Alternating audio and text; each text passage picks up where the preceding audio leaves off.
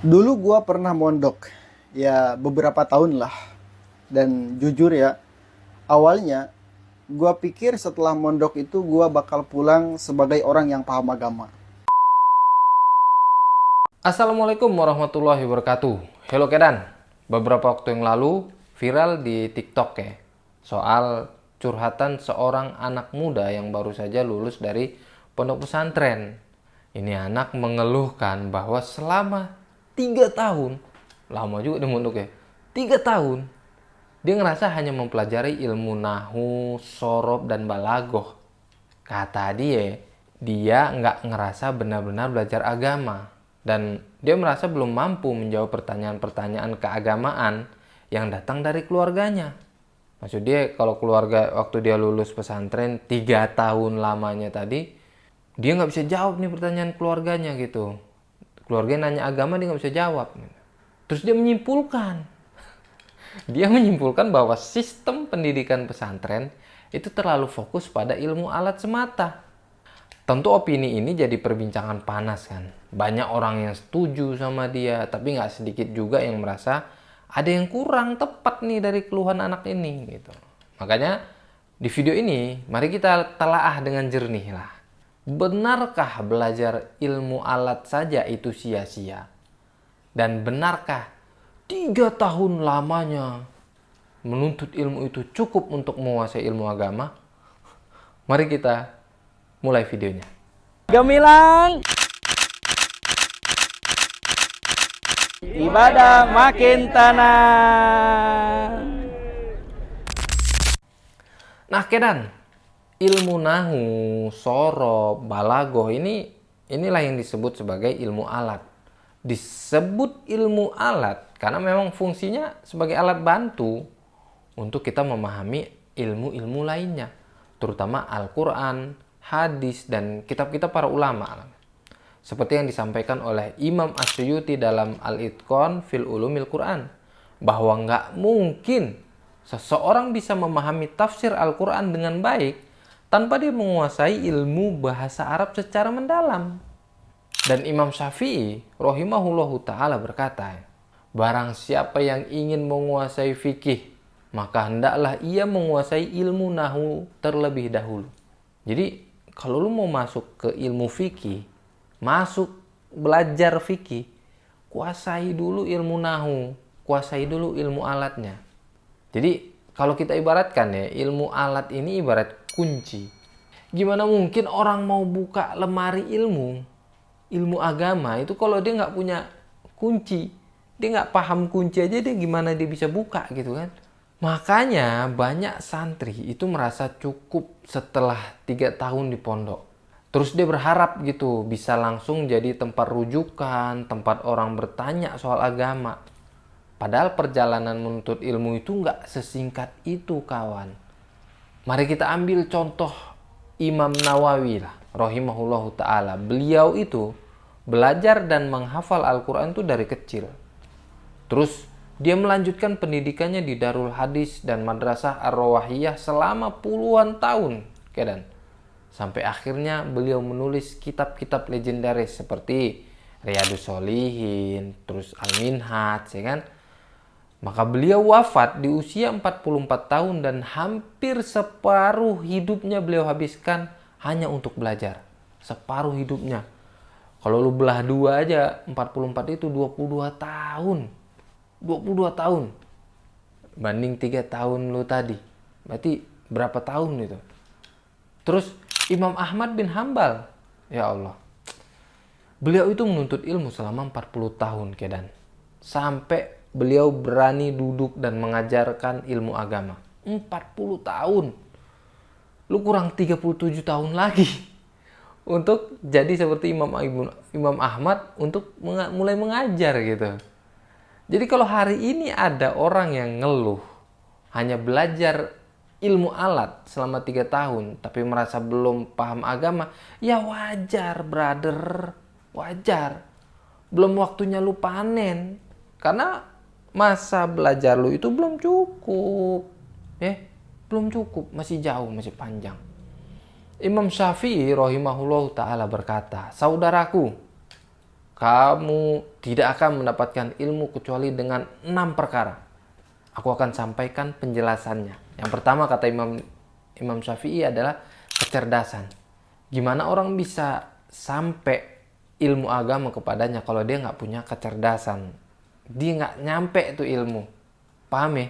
Orang kalau nggak cerdas dia nggak akan bisa belajar ilmu agama gitu loh. Terus yang kedua, semangat. Orang malas tuh nggak akan pernah dekat dengan ilmu. Orang malas. Dan apakah cukup semangat saja? Enggak. Lu butuh yang ketiga. Apa itu? Sungguh-sungguh. Lu butuh kesungguhan. Jadi nggak cukup semangat aja dan lu harus sungguh-sungguh. Belajar siang, pagi, malam. Terus apalagi yang keempat, bekal. Lu butuh bekal bro. Untuk jalan, lu butuh uang bensin. Kalau zaman dulu lu butuh minyak untuk ngidupin lampu, lu buat belajar di rumah guru, itu butuh banget. Terus yang kelima itu bimbingan guru, bimbingan ustadz. Guru gue dari dulu itu nyampein, kalau lu mau bener-bener serius belajar agama, lu harus belajar sama guru. Lu nggak boleh belajar sendirian. Sejago-jagonya lu ilmu alat. Taruhlah lu udah belajar ilmu alat nih 3 tahun. Lu paham nahu sorob, balagoh. Jadi lu udah bisa baca kitab sendiri. Lu baca tuh kitab sendiri, lu bakal ngaco, bakal ngawur. Karena apa? Kalau kita baca sendirian tanpa bimbingan ustadz, kita punya persepsi sendiri. Kita bisa mentafsirkan sendiri nanti dan ngaco. Dan yang kedua, kenapa harus bimbingan ustadz? Itulah kemuliaan ilmu Islam ya. Itu sanad keilmuan itu terjaga loh dari dulu. Kita belajar dari guru kita belajar dari gurunya ke gurunya, sampai guru kita yang tertinggi, Nabi Muhammad SAW. Itu pentingnya sanad. Dan yang terakhir, tulas zaman kata Imam Syafi'i, waktu yang panjang, waktu yang lama. Jadi poin terakhir lu lihat ya, waktu yang lama ini nggak cukup 3 tahun loh. Nggak cukup lo belajar ilmu agama itu 3 tahun. Nggak ada yang instan dalam belajar ilmu. Bahkan untuk memahami satu bab nahu aja ya, gue dulu berbulan-bulan loh. Gue takut tuh kalau ujian nahu sorob tuh menurut gue bener-bener ujian. Kalau fikih nggak tahu ya, atau ilmu yang lain gue nggak begitu deg-degan. Tapi kalau nahu sorob deg-degan gitu. Menurut gue itu benar-benar ujian gitu loh. Nah, ilmu itu ya kayak gitulah. Jadi kayak air gitu loh. Air yang menetes di atas batu. Perlahan-lahan, sabar, tapi pasti dia akan ngebolongin itu batu. Lu perhatiin. Gue perhatiin tuh tetesan AC gue tuh. Lama-lama, selama rumah gue udah berapa tahun nih, 7 tahun. Lama-lama gue liatin tuh semen bolong. Tetesan air AC loh. Itu real, gue tonton sendiri. Gue saksikan gitu. Masya Allah. Dan kayak gitulah kalau belajar ilmu agama. Pelan-pelan tapi pasti gitu. Tekun, istiqomah. Insya Allah nyampe gitu. Nah, banyak orang awam sekarang kedan yang mereka beranggapan kalau belajar agama itu langsung aja ke fikih. Langsung belajar tafsir, belajar Al-Quran. Apa itu? Padahal tanpa ilmu alat ya, kita bisa terjebak kepada kesalahan fatal. Contoh, lu langsung belajar Al-Quran, salah baca ayat, maknanya salah. Ya kan? Terus, lu salah paham konteks hadis, lu bisa salah menfatwakan. Makanya, dulu guru gue tuh sering bilang lah, orang yang nggak paham nahu terus dia mentafsirkan Al-Quran itu kayak orang buta tapi baca map, baca peta. Gimana mungkin orang buta baca map? Makanya bisa-bisa nyesatin orang lain gitu kan. Jadi ilmu alat ini dek, ilmu alat itu bukan tujuan akhir, tapi ini fondasi kita belajar ilmu alat, ilmu agama gitu. Tanpa fondasi yang kuat, bangunan ilmu kamu itu akan mudah runtuh. Kedan. Jadi bagus tuh, harusnya udah belajar ilmu fondasi gitu. Apa ya? Gue contohin dalam hal lain lah. Kalau lu main bola, fundamental, fondasi awal lu itu passing. Lu bisa passing bener bagus, baru kontrol. Nah, setelah dua ini lu bisa passing sama kontrol lu bagus, baru lu bisa naik ke selanjutnya. Lu mulai dribbling atau shooting. Kalau passing lu aja udah kayak ampas tahu, gimana ceritanya lu bisa shooting? Paham ya? Jadi lu harus kelarin dulu nih tahap awal, baru naik ke tahap selanjutnya.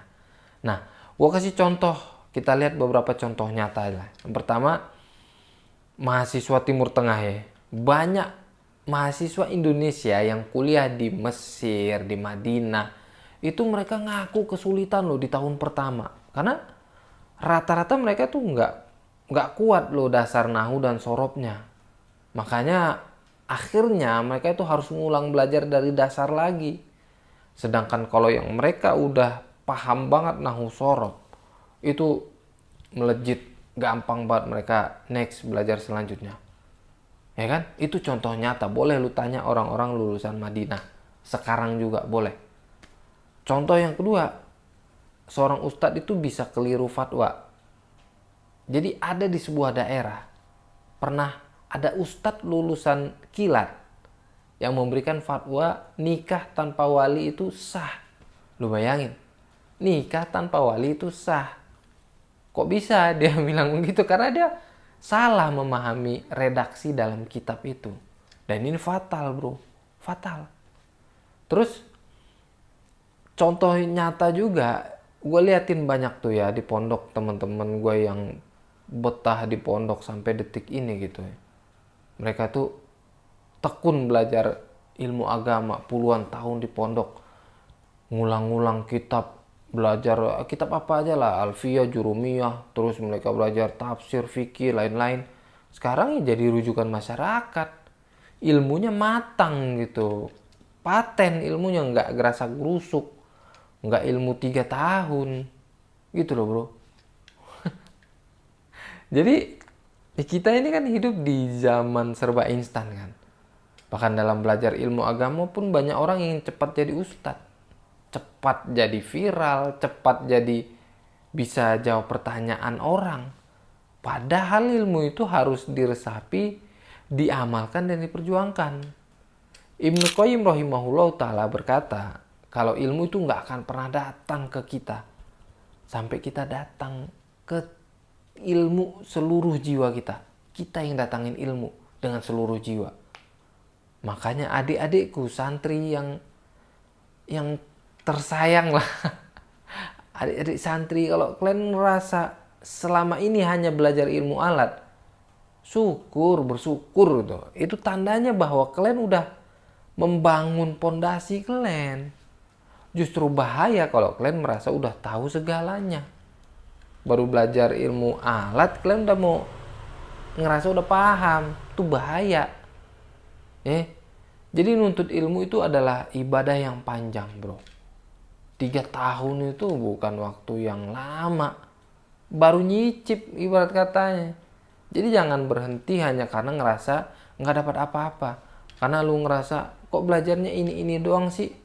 Gue kan pengen belajarnya ditanyain hukum ini halal haram, gue bisa jelasin ke keluarga. Jangan dulu, terusin.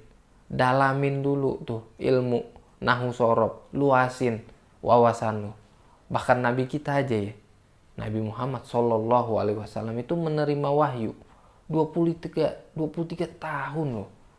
Nggak langsung 3 tahun, 23 tahun. Ya Allah, jangan remehin ilmu alat bro. Jangan ngeluh di tengah jalan. Karena semua ulama besar itu mereka memulai dari titik yang sama kita. Belajar nahu, belajar sorob, belajar balagoh.